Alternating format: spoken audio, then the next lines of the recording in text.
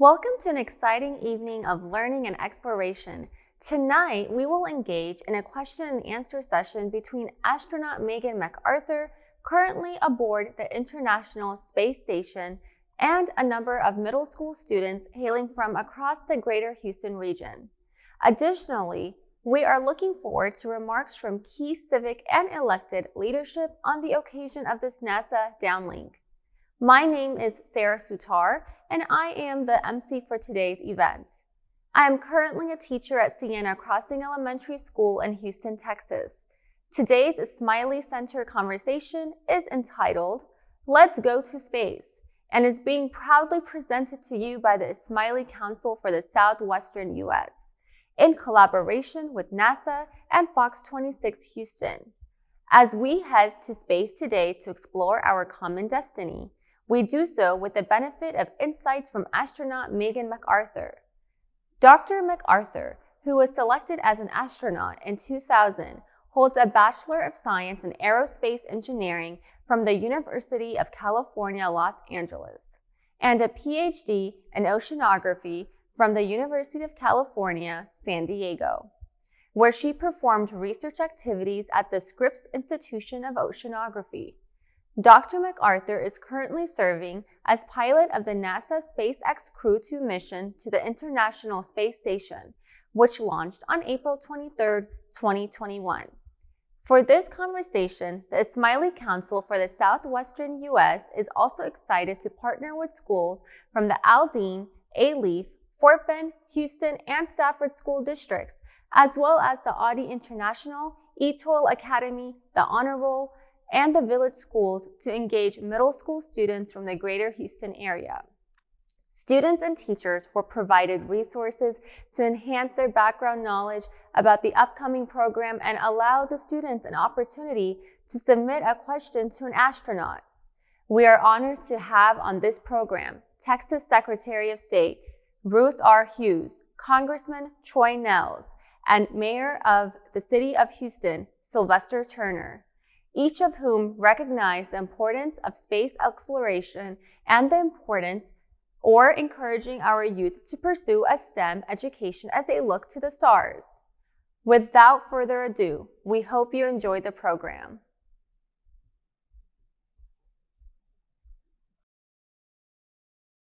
Greetings, students, parents, educators, and viewers.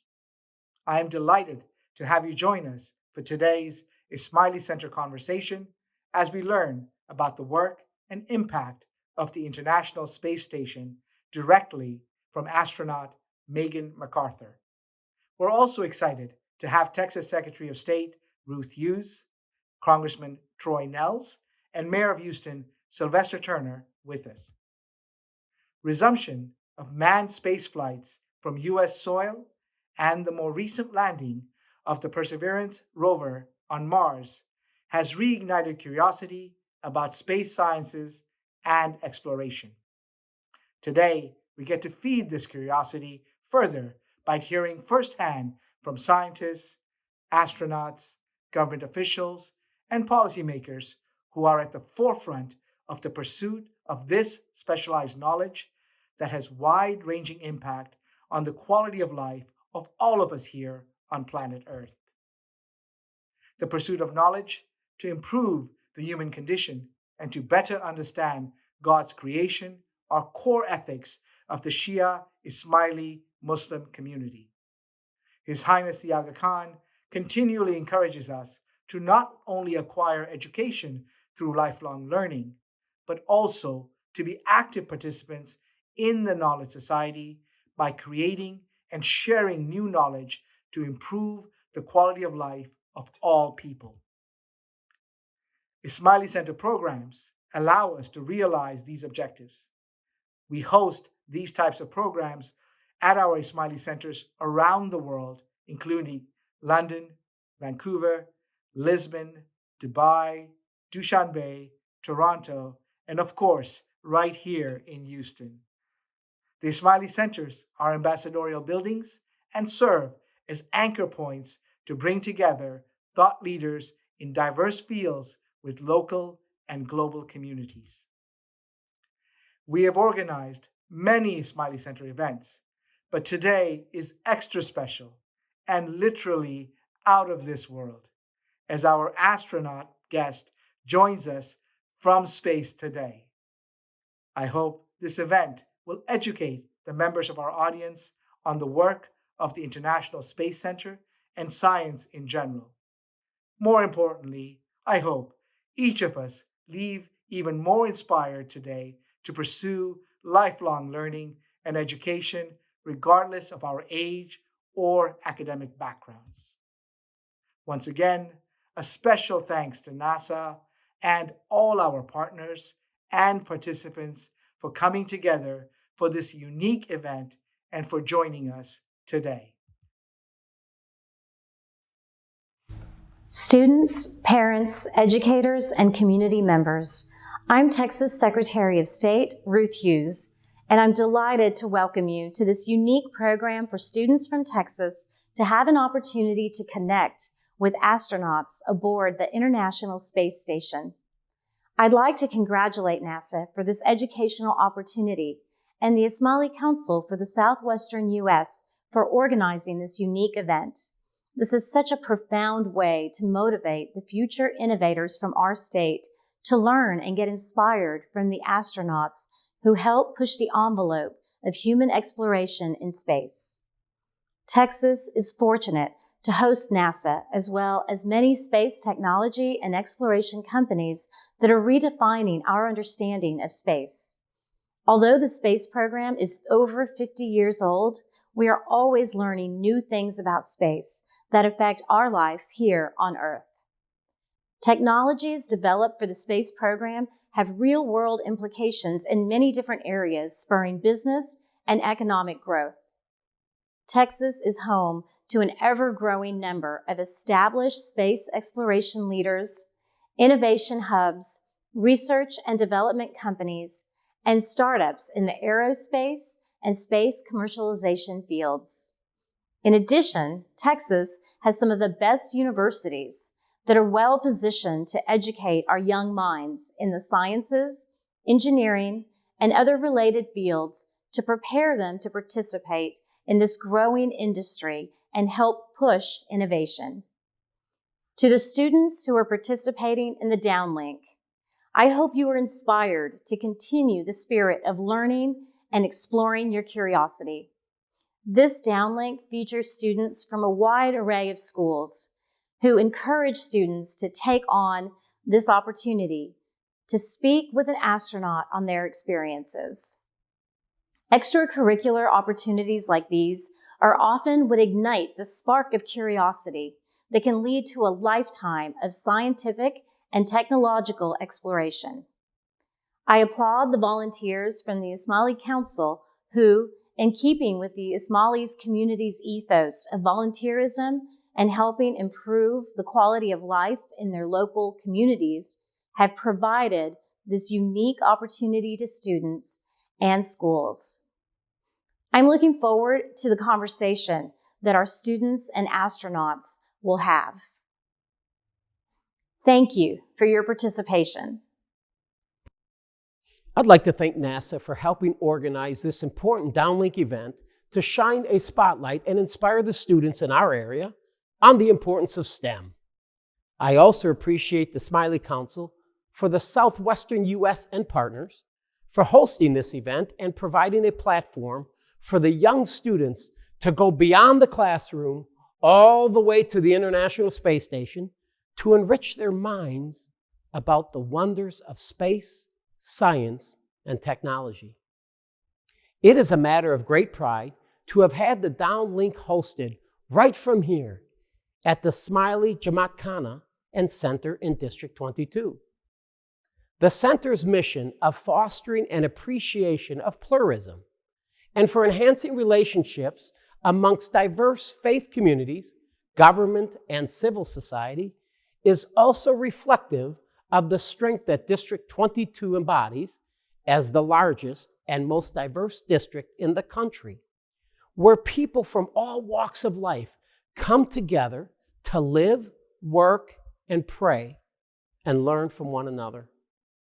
The research done by NASA plays an important role in ensuring we continue to make progress as a country, to stay on the cutting edge, to help address some of the most challenging questions of our time. Along with space exploration and expanding the reach of mankind into the heavens, work done by engineers and scientists enhances our capabilities here on Earth. Whether in the realm of aviation, energy, disaster response and mitigation, life sciences, and so much more, our students, the space scientists of tomorrow, will undoubtedly impact the quality of life for all of us. Education, particularly STEM education, is crucial for us to develop the next generation of scientists, engineers, and inventors, not only to advance our region and country scientifically, but also economically. So I appreciate Fort Bend ISD, Stafford MSD, as well as all the other districts, schools, and students, many of whom call District 22 home, who have participated in this downlink and made science education a priority. And a special thank you to NASA for partnering with community organizations like the Ismaili Council and our local schools to ensure that our students are excited about the possibilities that their futures hold. Personally, I'm excited to hear from the astronauts about their experiences aboard the International Space Station. Thank you and God bless.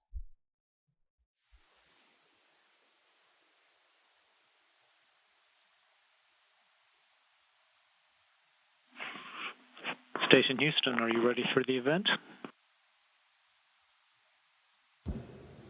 Station is ready for the event.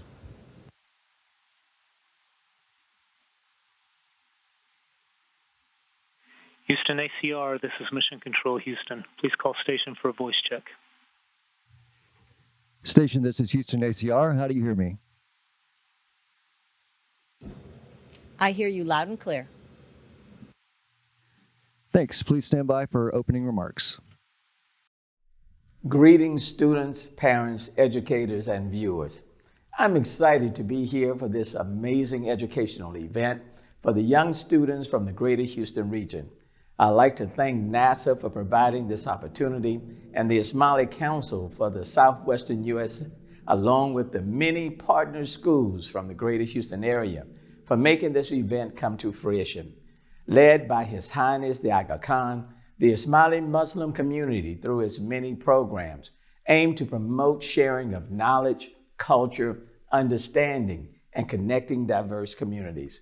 Houston thrives on the brilliant minds that enable scientific advancements. The Johnson Space Center and space technology companies right here in the city of Houston area have put us on the world map for exploration. But beyond space, science and technology has a wide-ranging impact on our lives, from energy to infrastructure to medicine to addressing the critical questions of a changing climate. In order to address these challenges head-on, STEM education is a fundamental building block that will enable our young minds of today to equip themselves to look at challenges as opportunities to innovate. Energy, medicine, and life sciences will help chart the course of our city, and through advancements made right here in Houston, continue to impact the rest of the world. I'm particularly excited about the opportunity that our young students had in engaging with the astronauts aboard the International Space Station. The mission and work conducted at the space station embodies the ideas of cooperation and collaboration. I also appreciate the sacrifices that the astronauts and their families make, as well as the many thousands of dedicated folks at NASA and other entities who serve the mission of extending human reach and human understanding of God's creation. The work of NASA is the embodiment of my belief for every student in Houston: if you can dream it, you can do it. So, without further delay, here is the first question. Hi, my name is Nikita Machuku and I attend Middle Intermediate in Houston, Texas. My question is, now that you're an astronaut and you have been off of Earth, do you think of Earth differently or do you notice different things about Earth? Thanks for the question. I think all astronauts start to feel differently about Earth once they've come off the Earth and are able to look back at Earth from space. You see Earth as a single entity. You don't see the lines that we draw on maps that we call borders. You see all of the Earth as one thing, and you see the very thin layer of atmosphere that keeps us all alive and safe on Earth. And when you see it, how small it is, how thin it is compared to the vast blackness of space, you realize how important it is for us to protect our atmosphere so it can continue to protect us. Hi, my name is Nuruddin and I attend Ollie Middle School in Houston, Texas. My question is, what happens if a liquid accidentally is spilled on a machine in the space station? The question about liquids and getting, I guess, liquids on your machines in space station is a great one. I brought some liquid to show you. This is one of our drink bags, and it has some orange drink in it. Normally, I wouldn't bring orange drink out of the galley because, as you can imagine, if it comes out of the straw, it could make a big mess and could get on some of the equipment. The equipment is protected. It will shut itself down if it has a short, and it will protect the rest of the equipment on the same power channel. Liquid moves in a really interesting way in space. I'll try to show you without making a huge mess. But one of the things that's neat about it is because it creates a little ball, if it does get away from you, usually you have a time that you can try to go after it. So you see a little bit of liquid coming out of the straw there. We'll give it a little bit more. And then if I shake the straw, whoop, you can see how it comes off. But you can also imagine how that might make a giant mess. So it's important to keep track of your liquids in space. Hi, my name is Claire Maya White. I go to the Honor Roll School in Sugar Land, Texas. My question is, how does your knowledge of oceanography help you in space? Thanks for the question. I do have a degree in oceanography. I also have a degree in aerospace engineering. And the thing that my oceanography experience really contributes to my career now is the knowledge and experience that I gained working on ships to deploy and recover instruments in the ocean, and also scuba diving to deploy and recover instruments in the ocean. The skills that you need to be able to do that really translate well to working in a micro-G environment like the space station. Hi, my name is Charlotte Escobar and I attend Burbank Middle School. My question for you is, how does the fabric that is used for your spacesuits help you? The spacesuits that we wear inside the capsule that brings us up here is designed to protect us in the event that there's a problem with our atmosphere, either if the capsule were to depressurize or if we had a fire and we had to put it out and then we had some toxic fumes in our atmosphere. So the suit is designed to hold pressure, a strong enough pressure to keep us able to continue to breathe and work. And so the suit has to be able to hold all of that pressure. It also protects our thermal environment so that we don't get too hot or too cold. Hi, my name is Devadas Paniker and I attend Sitarsha Middle School. My question is, what is your protocol if a dangerous or unknown object is on a collision course with your manned spacecraft? There are facilities on the ground that are able to track objects that are large enough to be a problem for us. And so if we were on a collision course, folks on the ground would be able to calculate how close they thought that object was going to come to us. And if they thought it was going to come too close, we would move the spacecraft to move away from it. Hi, my name is Nico Cavazos. I attend Stafford Middle School in Stafford, Texas. And my question is, what is the most beautiful thing you've seen in space? Thank you. Well, the most beautiful thing I've seen from space is our Earth. We have such a beautiful planet. And when we do get time, we love to look out the window, whether we're passing over the ocean and you have these beautiful, unusual cloud formations, or you're passing over land and you can see some gorgeous mountains, maybe with snow on the top. Another thing that's really beautiful to watch is lightning storms over the surface of the Earth. The way the clouds light up and then the light moves around inside the clouds, it's very, very beautiful.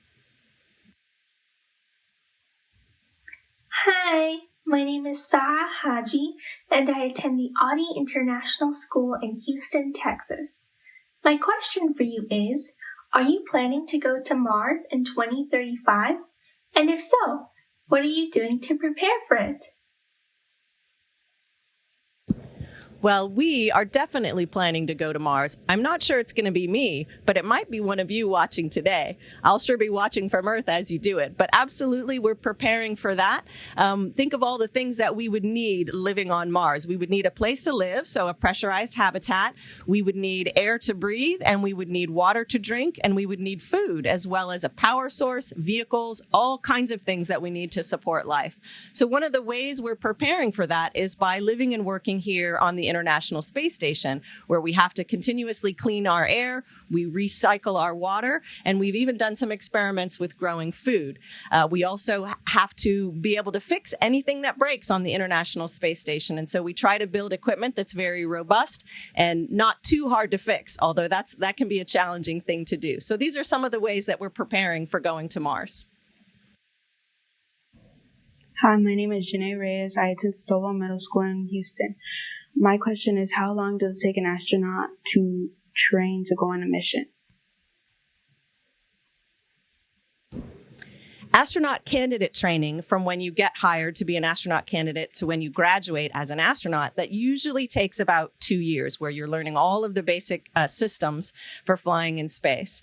And then mission-specific training is anywhere from 1 year to 2 years, depending on the mission and depending on the experiences that you've already had. Hi, my name is Basil Alani, and I attend the Village Middle School in Houston. And my question is, how do star constellations look like in space? Do they look different compared to how they look from Earth? Thank you. I think the question is about constellations and how they look from space compared to how they look on Earth. They really look the same. We are far enough away from the stars that are making those pictures that we perceive as pictures from Earth, that they look the same to me, even though I'm a couple hundred miles above you. The one thing that is quite different is because I don't have the atmosphere between myself and the stars. They don't twinkle the way they do on Earth. They're just kind of a solid light that's on. But I still see the same patterns that you see. Hello, my name is Sirius Golshan. I attend Garden Oaks Montessori in Houston, Texas. And my question is, whether the astronauts, after seeing the Earth from so high up, change their worldview when they're all the way back down.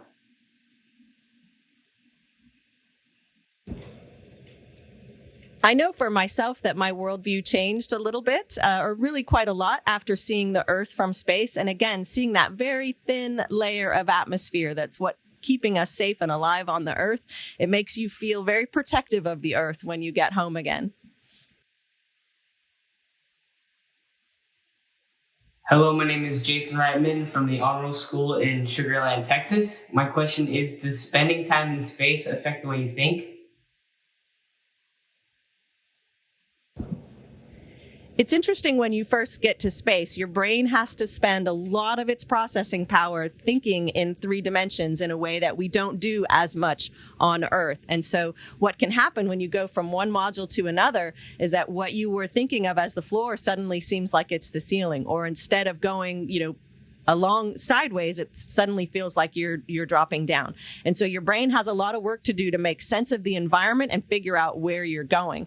And so especially in the beginning, you can feel really slow, like you might make some silly mistakes or you might forget where you put something. And it really is just because your brain is spending a ton of processing power figuring out the environment. But you do get used to it. And of course, your brain is so good that it can switch back to your regular environment when you get back to Earth. Hello, my name is Ayush Sharma, and I am a 7th grader at Sartarsha Middle School in Sugar Land, Texas. My question is, how do things like food and other supplies reach the space station, and does the food even taste good? That's a great question. Food is really important to all of us, obviously, and it can really affect your morale when there's lots of good food or not. And so food getting to the space station is a really important part of this endeavor. We have cargo vehicles, uncrewed cargo vehicles that come regularly to the space station to bring us food and other supplies. And we have a great team of nutritionists on Earth that create a really interesting food system for us to make sure that we have enough variety and we don't get bored. I brought a couple of things to show you.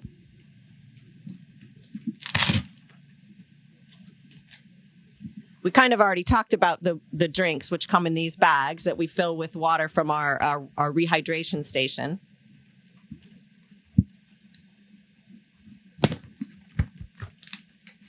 We have food that comes in these packets. The food has been treated at high heat to preserve it, so it's shelf stable. And this right here is chicken fajita. So we just put this in the warming oven, and we can have some chicken fajita. Of course, you need tortillas for chicken fajita, so I have some tortillas that come in a packet like this. And here's some hot sauce. You got to be careful with the hot sauce. Don't want to spill that. We also have rehydratable food. And let me show you that. This outer packet protects the food and gives it a longer shelf life when it's not exposed to light. So we tear that open, and then inside this packet is rice. So obviously you probably cooked rice at home. You need to add hot water. In this version, it's just a few minutes of warming afterwards. But this valve on the top, we put a needle in our rehydration station, has a needle. You can put hot or cold water. You dial up the right amount. Then you kind of push on a little bit, get the water nice and mixed in, and then you wait about 10 or 15 minutes. You can put it in the oven, and that's your rice. So we have a big variety of different kinds of food. Fresh food is always nice too, and we usually get some fresh food when the cargo vehicles come as well, but that goes pretty quickly. Hello, my name is Jeremiah Levi, and I attend Jones Middle School in Humble, Texas. And I would like to know, if there is a malfunction on the space station, would you have to fix it, or would they send somebody up there to fix it? That is a great question. One of the things we spend a lot of time training is how to fix the different things on the space station. Some things are super complicated and require very specific training, but we try to cover most things with sort of general skills training, right? How to use the tools and how most of the things on space station are put together.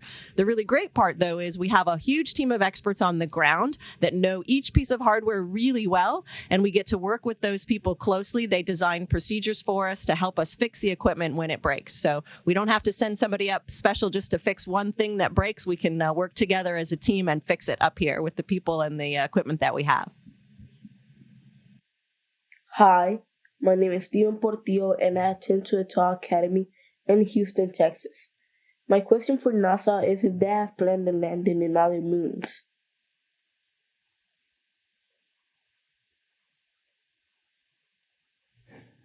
The question was, does NASA have plans to land on other moons? Oh, that's a great question. So right now we're working, as I'm sure you know, to put the first woman and the first person of color on Earth's moon, which is very exciting, and I hope to see that happen in the next few years. There's also some other interesting moons in our solar system. There's Europa, of course, one of Jupiter's moons that is an icy moon that they think might have oceans. And so it'll be a while, I think, before we can send people out there, but that certainly would be an interesting destination in our own solar system. Hi, my name is Dakota Johnson, and I attend Jones Middle School in Houston, Texas. My question is, when training to become an astronaut, what is the single most hardest things you have to learn and master? One of the coolest things about being an astronaut is the big variety of different things that you get to learn. So I trained as an engineer and an oceanographer, but I'm doing sometimes biology experiments up here, and sometimes I'm fixing the toilet. So there's a huge variety of things that you have to learn, which is a challenge in itself, but is also really the fun part about this job. A couple of things that are individually hard, language. So we have, of course, our international partners, Russian cosmonauts. Russian is a difficult language. It was for me to learn, but that's also an interesting challenge, and it's nice to be able to share a common language with our colleagues. The other thing that can be physically difficult is spacewalk training. So it's a big, bulky, heavy suit, and of course we're training on Earth in a big swimming pool, and so it is physically a very challenging thing to learn how to do. But really, the variety of things is one of the challenges, but it's also what makes it a lot of fun. Hello, my name is Jai and I go to Siddhartha Middle School. My question is, what do you do if the connection between you and the workers on Earth breaks?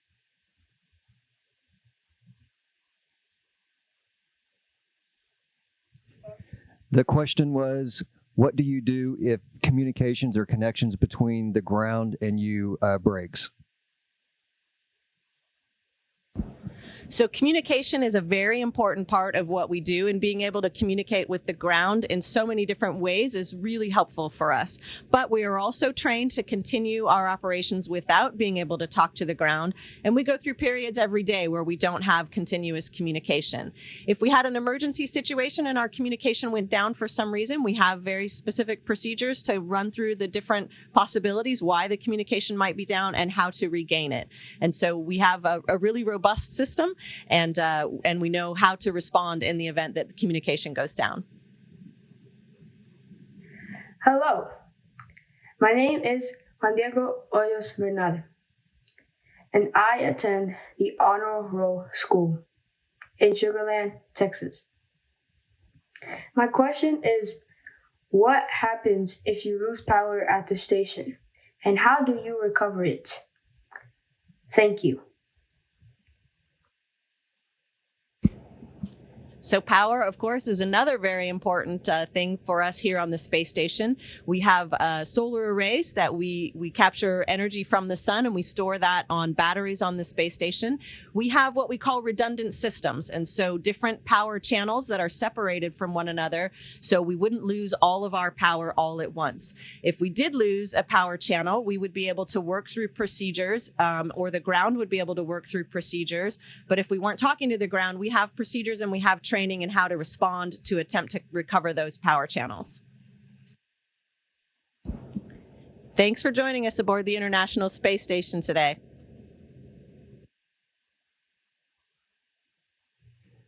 Station, this is Houston ACR. That concludes the event. Thank you. And thank you to all participants. Station, we're now resuming operational comm. Thank you, NASA and astronaut Megan MacArthur, and for a truly engaging discussion. Having the opportunity to learn about the life and work aboard the International Space Station has been extremely insightful. On behalf of the Ismaili Council for the Southwestern US, thank you again for your time. We also want to thank each and every one of you, our participants that joined virtually here today. We hope that you found the program to be as valuable as we did. To get more information about the Ismaili community, please go to the.ismaili in your web browser, or for more information on upcoming programming, please go to facebook.com/the-Ismaili-USA. We look forward to sharing future programming with you. Thank you and good evening.